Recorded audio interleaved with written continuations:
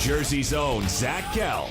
Or maybe it's Pennsylvania. Anyhow, it's one of the two, I'm pretty sure. The Zach Gelb Show continues On Fox Sports 920, The Jersey. Welcome back in, Zach Gelb Show on a Monday. 4:31 is the time in the Princeton Orthopedic Associates studios. Now joining us is an NFL legend. 105 NFL touchdowns, 9-time Pro Bowler, a Pro Football Hall of Famer. Oh yeah, by the way, at Notre Dame, he also won a Heisman. That is the great Tim Brown joining us on the Zach Gelb Show. Tim, appreciate a few minutes. How are you? I'm good, but how are you? Well, I know I'm doing great, but I know you're doing really great because your Notre Dame Fighting Irish get the victory over the weekend and the Raiders pull out a win. That was exciting. So how about those two events?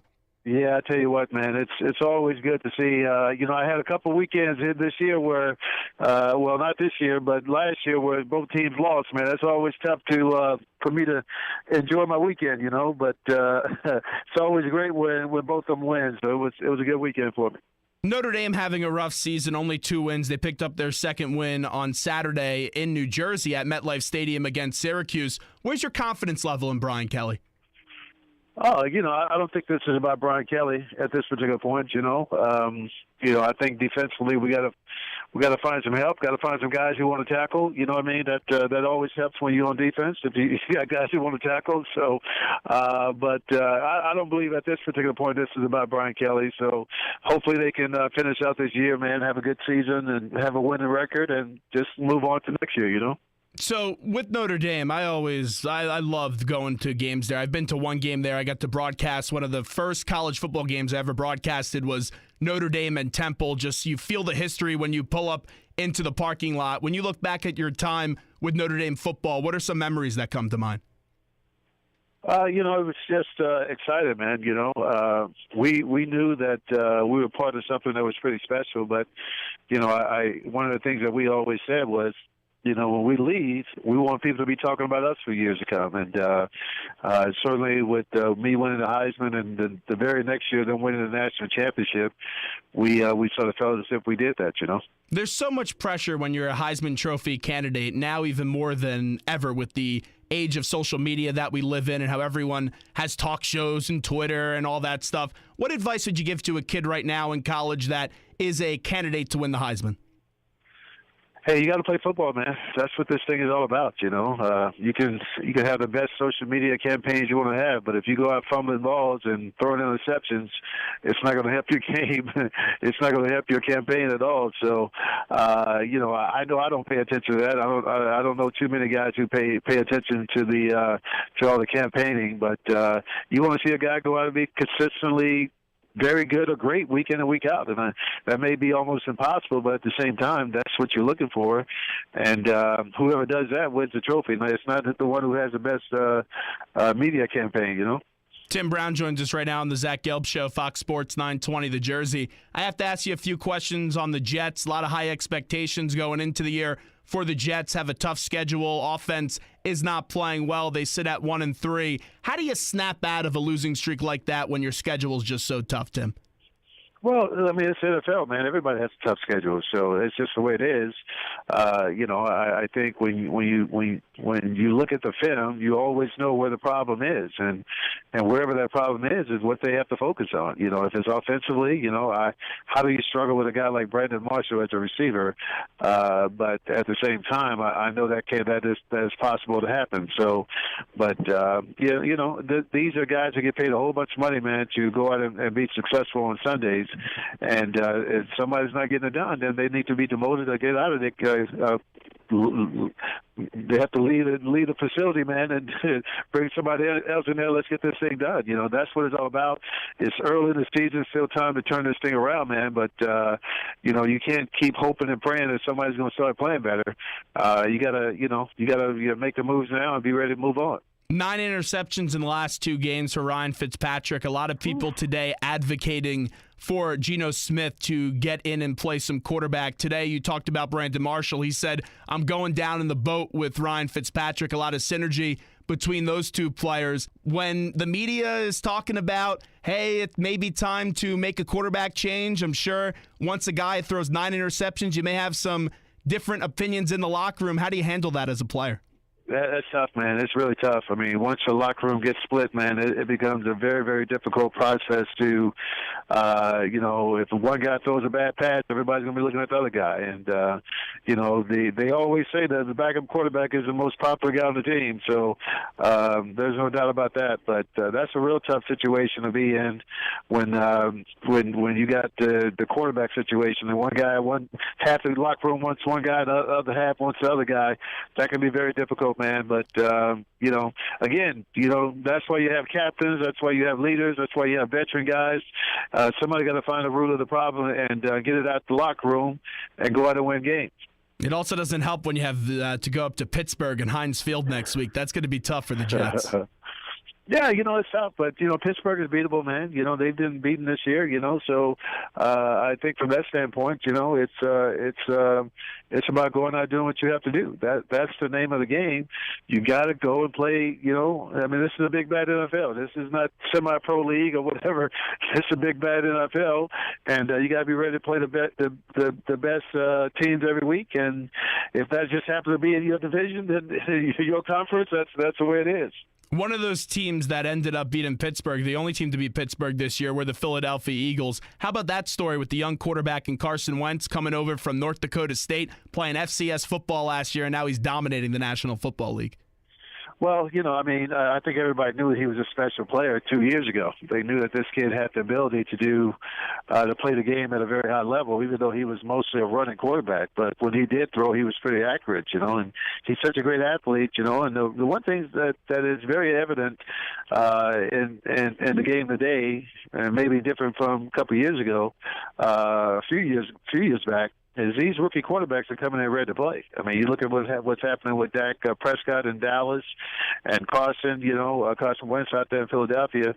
It's not about these guys wanting to wait and learn. They want to learn on the field, and they're doing a great job learning on the field. So anytime you have guys who are willing to stick their careers out, you have to pat them on the back and wish them well. And certainly, as of right now, Carson and Dak are playing great football. A player like Carson Wentz, a few weeks ago, he wasn't even supposed to be the starter. Then Teddy Bridgewater got hurt. Eagles made the trade with the Vikings. Sam Bradford goes to Minnesota. Carson Wentz gets implemented into this position of starting quarterback.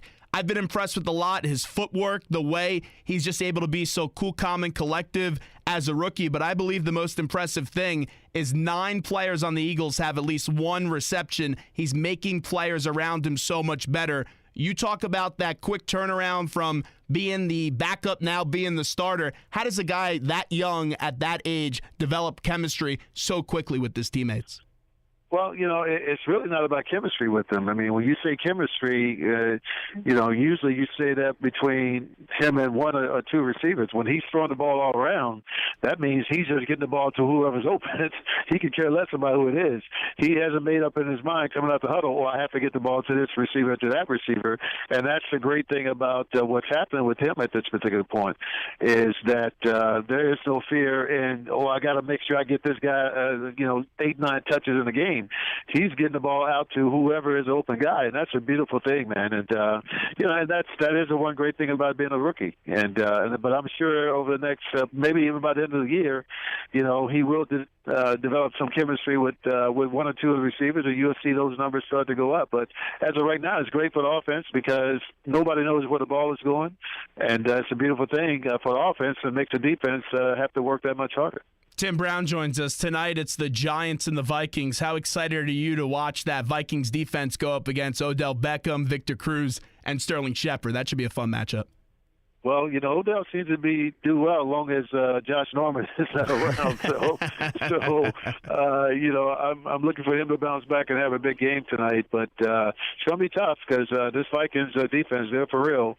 They'll put a lot of pressure on make Eli get rid of the ball sooner than maybe he wants to, and that may help those guys in the secondary.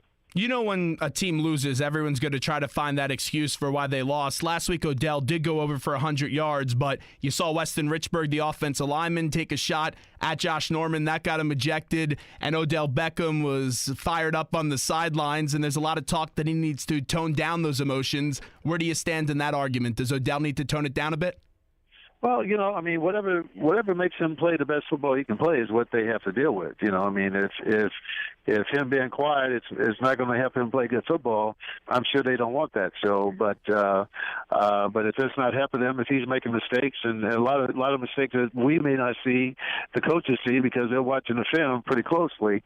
So if they're saying that from that point of view, then maybe it's something he should take to heart. But you have to play this game with passion. You have to play this game with emotion, and they can't ever take that away from him. That's for sure. But at the same time, you got to make sure you're doing what you're supposed to be doing on the field. Who are some of your favorite receivers now in the National Football League? Well, I've been telling people for the last year or so that I really like watching Julio Jones, and after the day that he had yesterday, I think he's probably the only guy I should even talk about. Had over 300 yards receiving yesterday. This guy's big, fast, run routes, catch the ball, can do everything. He had a couple of little injury problems here last year and a half or so, but find a way to stay on the field this year, and it's going to make it really tough. I mean, I don't think there's anybody in the league who can go one-on-one with this guy and cover him because of his speed and his ability to run routes. So, I love watching this guy play. He's putting up some great numbers and, helping the team win football game.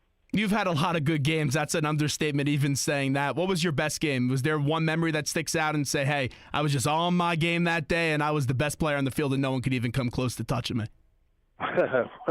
Well, you always want to feel like that every time you walk off the field, but that's not necessarily the case. But, probably my best game stat-wise was up against the Jets, actually. The Sunday night football game. I think I had almost 260 yards receiving that night.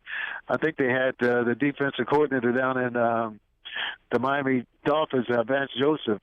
He was a converted quarterback. They just moved him to DB.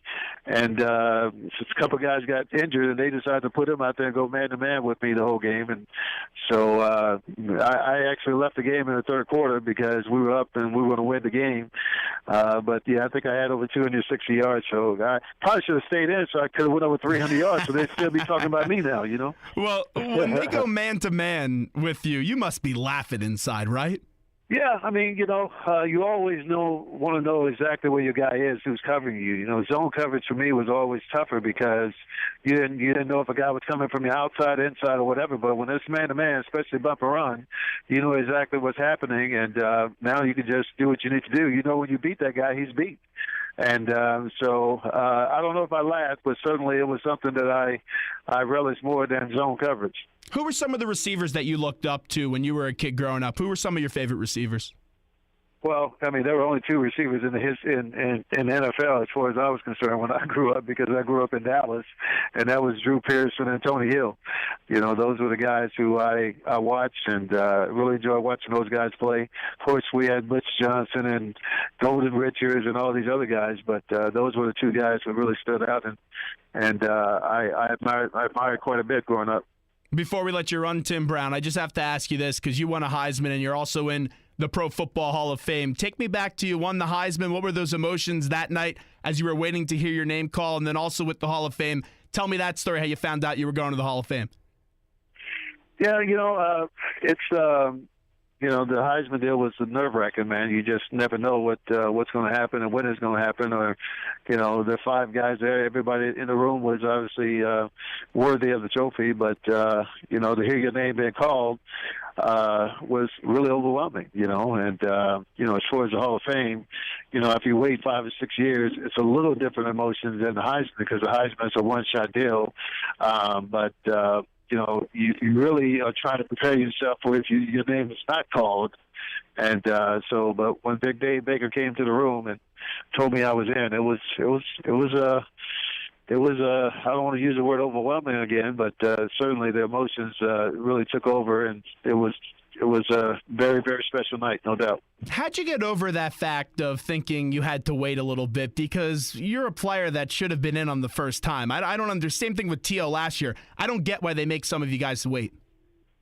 Well, I think what the people around me did a pretty good job of, and one thing I had to learn was this was a process, and there are guys who had came out 5 or 6 years before me who were still waiting to get in.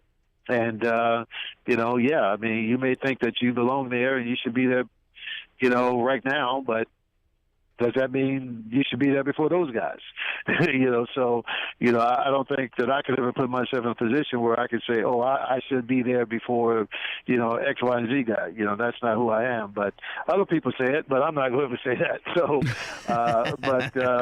it was tough, but at the same time, you have to do what you have to do. Hey, Tim, we appreciate the time. This is a whole lot of fun. Thank you, brother. Appreciate you.